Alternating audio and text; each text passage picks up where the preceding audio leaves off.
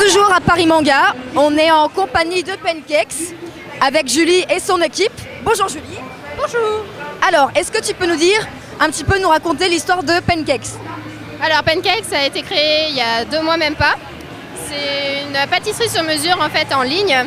Vous pouvez commander vos gâteaux directement sur internet, vous choisissez le thème, le nombre de parts que vous voulez, le parfum à l'intérieur et tout ça. Et on a la particularité d'être super geek, donc on adore faire les gâteaux très geek, type Doctor Who, tout ça. Alors, est-ce que tu peux nous dire comment est né Pancakes?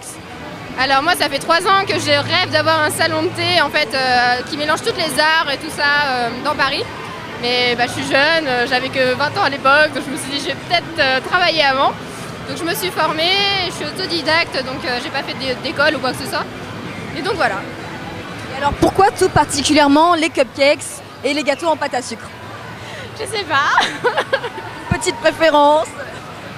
En fait j'adore tout ce qui est anglo-saxon, mais j'aime aussi toute la pâtisserie française. Et je me suis dit on va faire un mix des deux.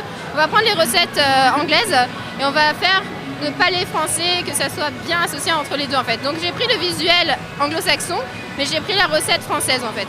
Donc ça va être plus léger niveau crème, moins de beurre, mais plus de fruits, plus de légèreté. L'avantage aussi qu'on a avec les cupcakes par rapport à des grosses pâtisseries traditionnelles françaises, c'est que c'est vraiment customisable, mais vraiment à volonté quoi. Donc j'imagine que vous avez des commandes complètement loufoques qui tombent de temps en temps. Quelle est la commande la plus loufoque que vous avez pu avoir pour l'instant? Loufoque, on a eu déjà un roller derby à faire en 3D, c'était assez marrant à faire. Puis moi j'adore le roller derby, donc voilà, j'étais très fan. On a eu un Tardis de Doctor Who à faire en 3D aussi. Si, j'ai eu une maison de Hobbit aussi à faire, c'était marrant. Voilà. Alors, comment est-ce que tu vois le projet se développer sur le temps? Alors, donc mon rêve c'est donc d'ouvrir un salon thé sur Paris. Donc pour l'instant on a juste un laboratoire qui se trouve à Nanterre.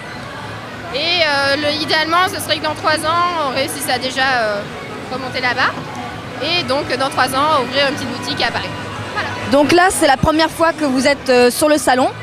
C'est votre coup marketing en fait en quelque sorte, parce que je crois que jusqu'à présent vous avez fonctionné uniquement par le bouche à oreille et par les médias sociaux. Donc est-ce que pour l'instant ça vend bien? Très très bien. Donc c'est un point super positif. Qu'est-ce que tu attends à la fin de cette convention de la part des clients? Est-ce que tu attends à ce qu'ils reviennent commander? Est-ce que tu as déjà eu des commandes jusqu'à présent? Alors oui, j'ai déjà eu des commandes. Et en fait, le problème, c'est qu'on est une pâtisserie en ligne, donc du coup, les gens, ils ont peur de commander un gros gâteau pour 12 personnes, parce que sachant qu'ils n'ont jamais goûté nos produits. Donc c'est pour ça que j'aimerais faire de plus en plus de stands éphémères, c'est pour qu'ils puissent goûter les cupcakes, et après, comme ça, ils se disent, bon, c'est bon, on va commander chez nous. C'est impeccable. En tout cas, vous pouvez tous le voir, le visuel est vraiment adorable. Il y a du geek, il y a du mignon, il y a vraiment de tout. Moi, pour les avoir goûtés, et j'ai une super préférence pour le citron, parce que le citron, il déchire, mais vraiment. Donc franchement, je vous recommande vivement. Surtout pour encourager des personnes qui se développent et qui investissent comme ça dans un truc geek et qui est absolument purement génial.